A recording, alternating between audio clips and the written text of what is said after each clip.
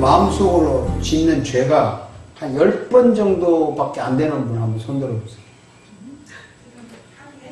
예. 10번 이상입니까, 그러면? 예. 그렇군요.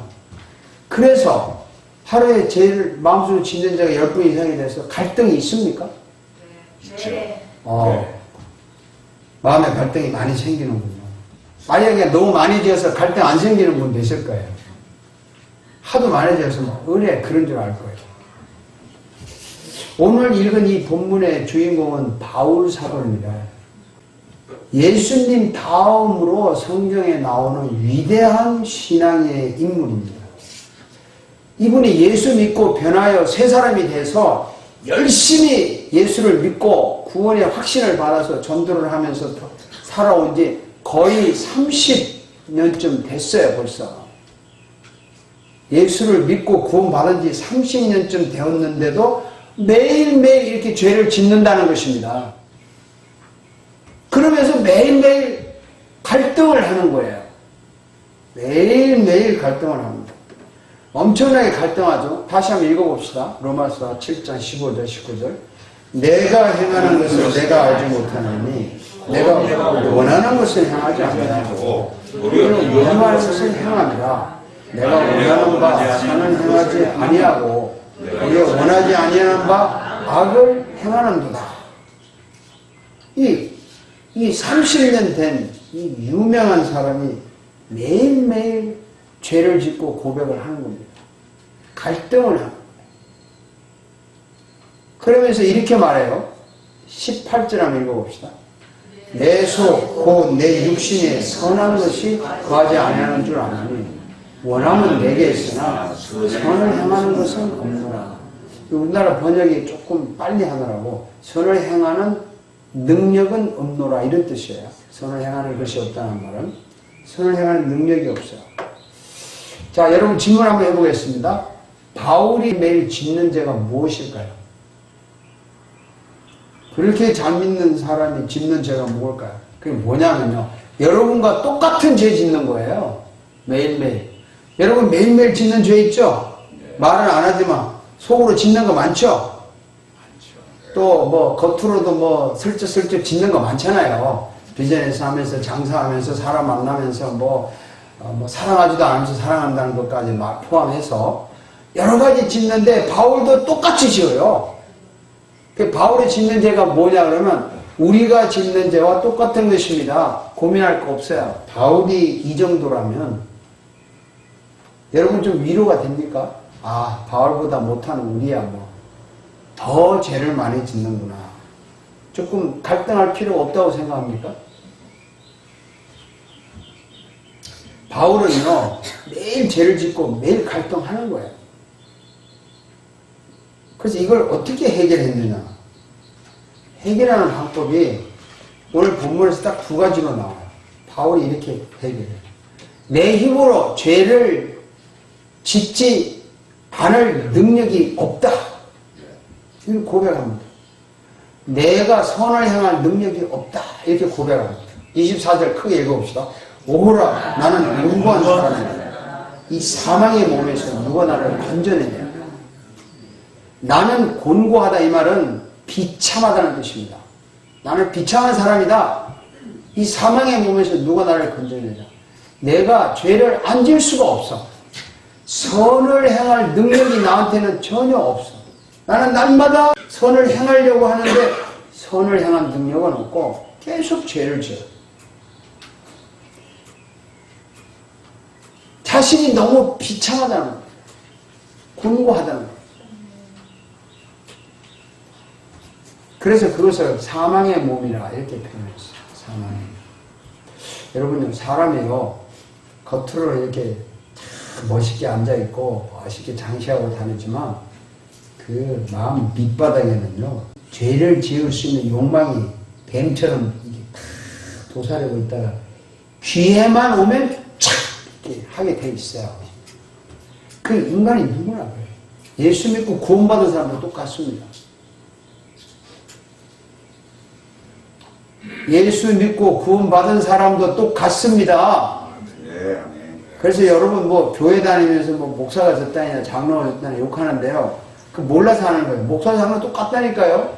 속에 이게 다 있다고. 다만 이 에덴 동산에서 아담과 이브도 그 참 홀랑 먹고 다니면서 그렇게 죄 없는 사람들이 어느 순간에 팍 올라서 그 따먹었잖아요. 어쩔 수 없어요, 인간은. 이것을 사망의 몸, 비참한 몸이라고 합니다. 그래서 바울은요, 솔직하게, 정직하게, 내 힘으로 죄를 이길 수 없다고 정직하게 고백을 했어요. 오호라 나는 공고한 사람이다. 이 사망의 몸에서 누가, 내 힘으로는 안 되니까 누가 이걸 건져낼 것이냐.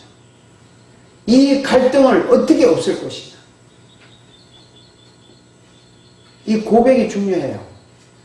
정말 여러분 살아남는 길은 끝까지 정직해야 돼요. 솔직해야 돼요. 사람 앞에 솔직할 필요 없어요, 여러분. 사람은요, 솔직하면 칼을 가니까 하지 마세요. 그냥 속이세요. 괜찮아요. 하면 싹 바꾸고 그냥 I love you 하고 끝내세요. 그러니까 뭐 나는 내 마음속에 솔직히 그런 게 아닌데 뭐 이럴 필요 없고, 내가 탁 깨놓고 이야기하는데 뭐 제가 정말 그 사람을 아끼고 사랑하는 마음으로 충고를 했는데 전혀 그걸 받아들이지 않고요. 나중에 뒤로 돌아서 칼로 들어오더라고요. 그러니까 뭐 충고도 할 필요 없어요. 그냥 사람들에게는 오냐 좋다 끝내세요. 목사가 이렇게 설교도 되나?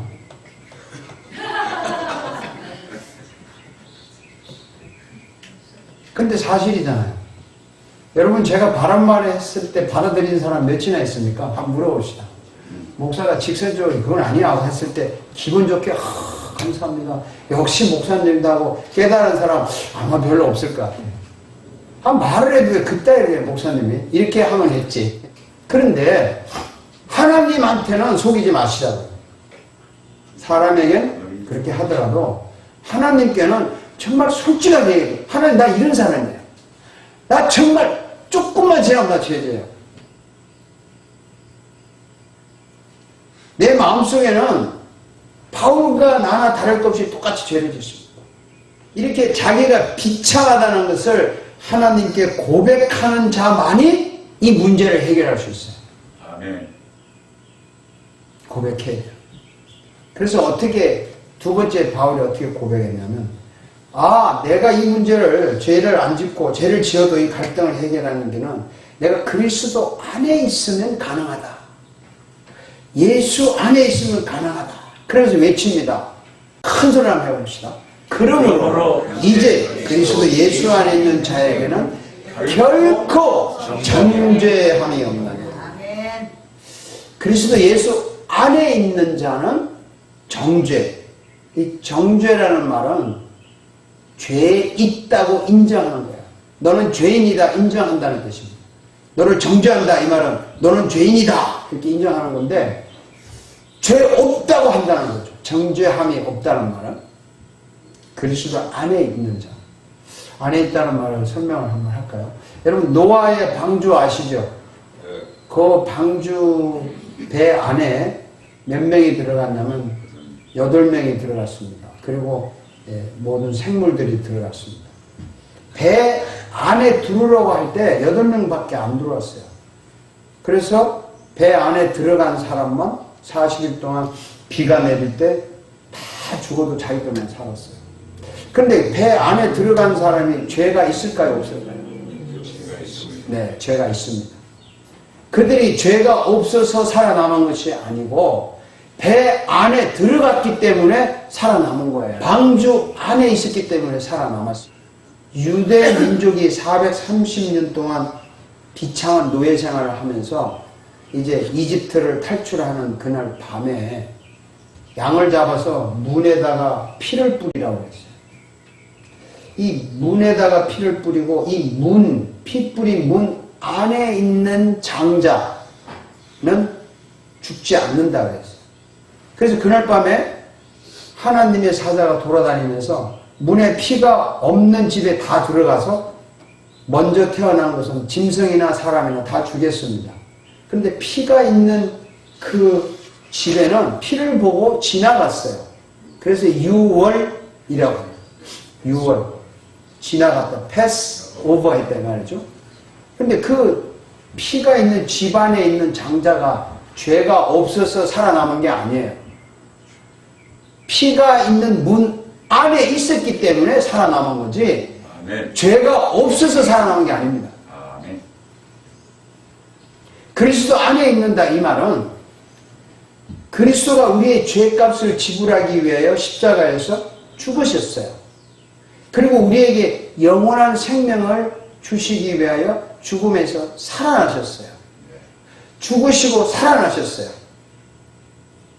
그리스도가 나를 위해서 죽으시고 나를 위해서 살아나셨다는 것을 믿는 자, 그 믿는 자가 그리스도 안에 있는 자입니다. 아멘. 그게 안에 있다는 말이에요.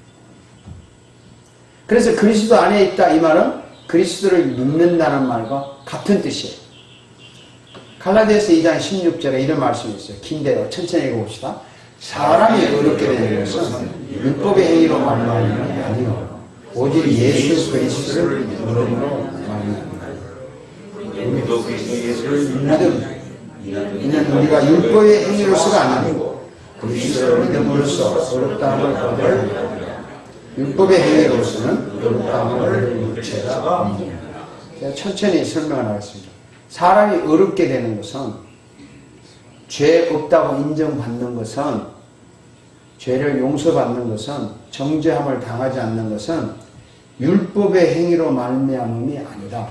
착한 일 해서 좋은 일 해서 하는 게 아니다.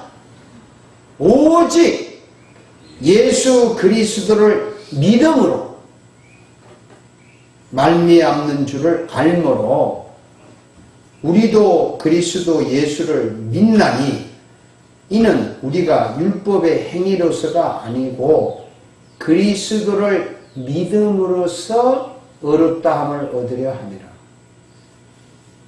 얻는다고 하는 거죠. 그러니까 그리스도를 믿음으로써 너는 죄 없다. 인정을 해주는 거예요. 좋은 일을 해서 죄가 없는 게 아니고 착한 일을 해서 죄가 없는 것이 아니고 그리스도를 믿음으로 너는 죄 없다고 인정해 준다는 것입니다. 그것이 그리스도 안에 있는 자는 정죄함이 없다는 뜻입니다. 죄가 없어서 의인이 아니라 예수를 믿어서 의인이 된 것입니다. 아멘. 죄가 없어서 의인이 된 것이 아니라 그리스도 안에 있기 때문에 의인이 된 것입니다. 여러분 조금 약간 표현이 다른데 방주를 구약의 노아 때 방주를 신약의 뭐 교회라고 이렇게 비유를 합니다. 가끔은. 그러면 교회는 예배하는 곳이에요. 건물이 아닙니다. 예배하는 곳입니다. 교회는. 그러면 예배하는 그 속에 있는 자는 죄 없다고 인정해 준다는 거예요. 그 여러분 지금 예배하러 오셨어요. 여러분 죄를 지었어요.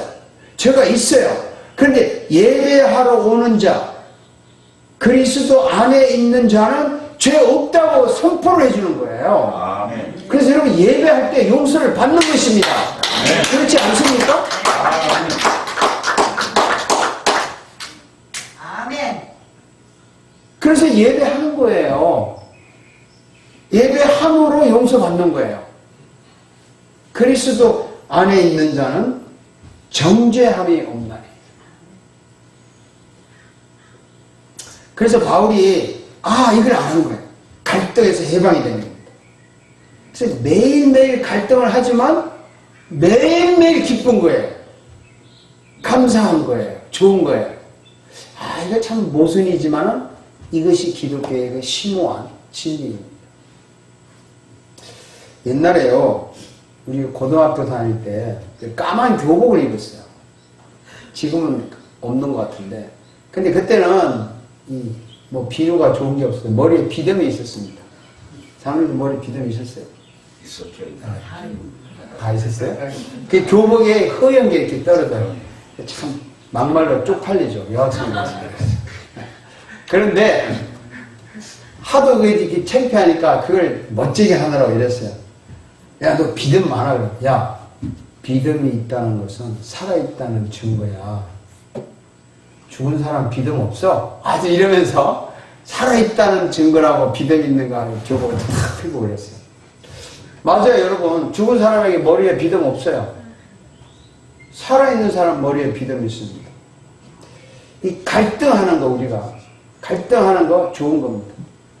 갈등은요, 크리스찬이 살아있다는 증거예요. 갈등하니까 그리스도 안에 오고 싶은 거죠.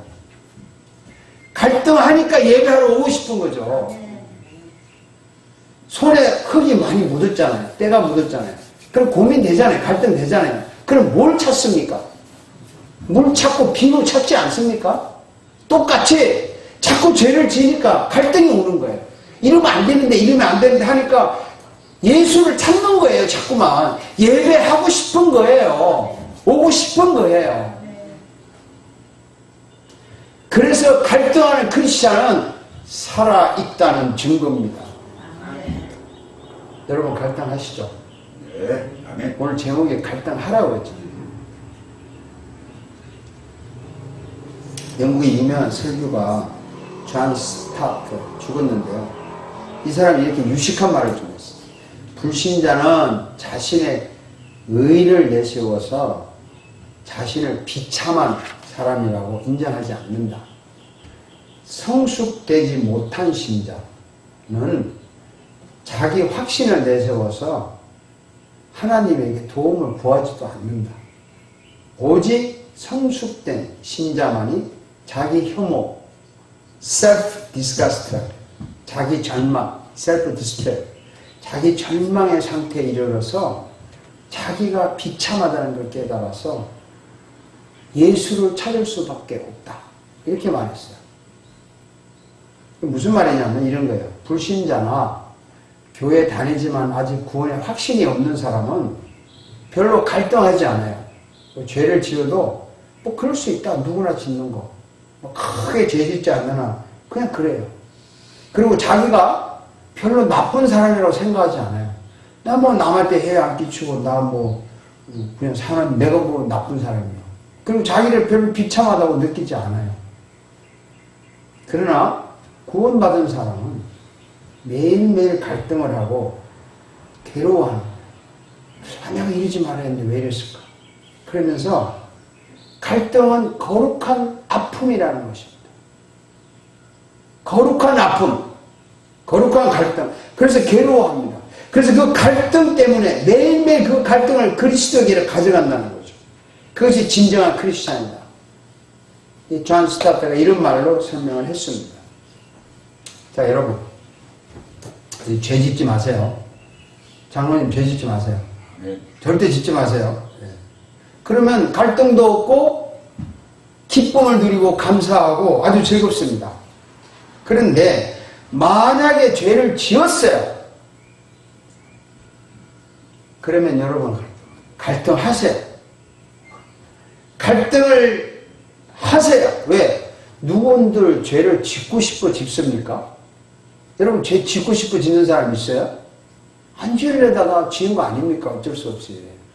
그러니까 갈등을 해야 됩니다. 이 가장 큰 문제가 뭐냐면 죄를 짓고 갈등하지 않는 게 문제입니다. 그것이 영원히 병들었다. 죽었다는 거예요. 갈등하지 않아요. 감각이 없어요. 죄를 안 지으면 좋겠지만 죄를 지을 수밖에 없잖아요.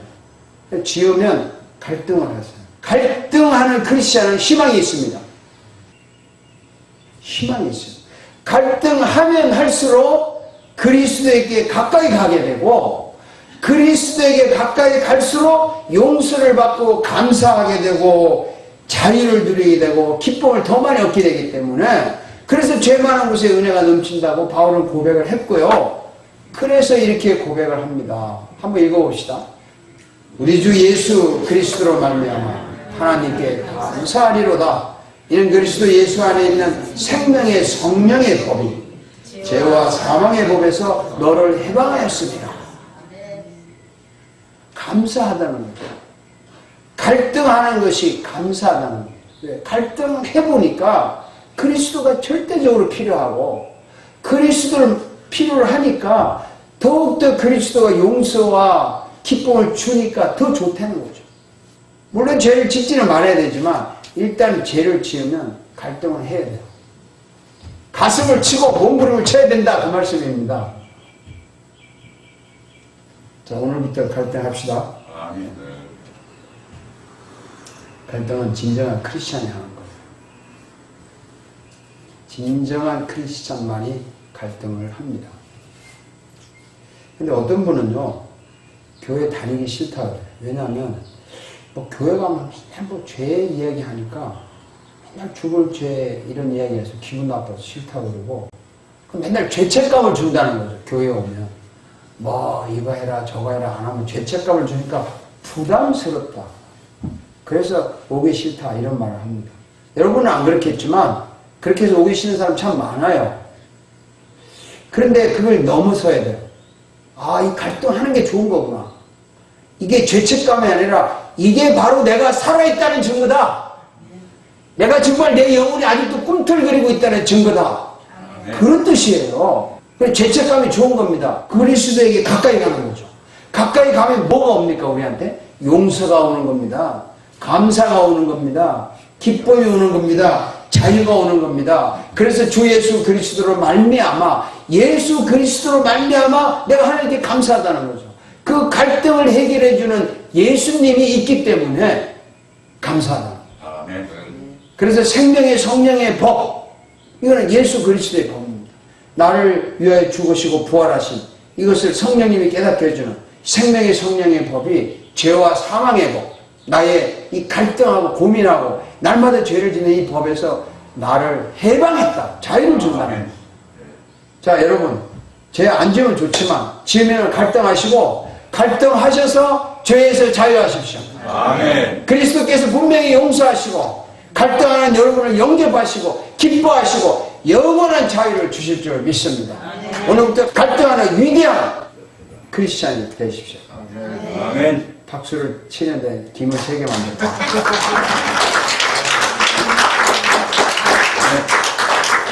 설교 그 원고를 준비하면서 3번 찢었어요. 그리고 아침에 밥 먹으면서 마지막으로 다시 한번 점검을 했어요. 이 한 편의 설교 만드느라고 굉장히 저는 고민을 많이 합니다. 왜냐하면 말은 쉽게 해야 되고 내용을 깊게 전해야 되기 때문에.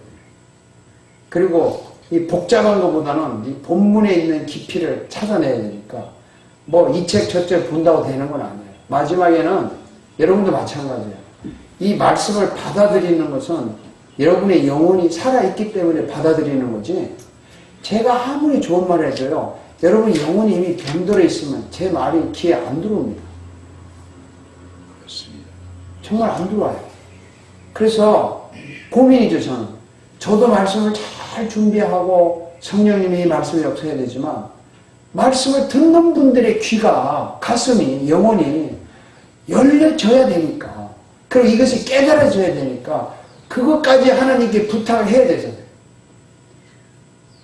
그래서 여러분들의 이 표정을 보고 제가 설교를 할 때 저한테 치는 잘 집중한다든지 이런 게 보면은, 아, 하나님이 여러분들의 마음을 여셨구나, 여러분들의 영혼을 살리는구나, 이렇게 느낌이 와요. 아멘. 그럴 때는 막 굉장히 기쁘죠. 저만 기쁘겠어요? 하나님이 기뻐하는 거죠. 그래서 여러분, 갈등한다고 슬퍼하지 마세요. 갈등은 여러분을 살리는 길입니다. 아멘. 용서받는 길입니다. 아멘. 감사와 찬양을 누리는 길입니다. 진정한 크리스천은 날마다 갈등하는 거룩한 아픔을 겪는 것입니다. 아멘. 이러한 축복으로 용서와 자유가 여러분들에게 넘칠 줄 믿습니다. 아멘. 기도하겠습니다.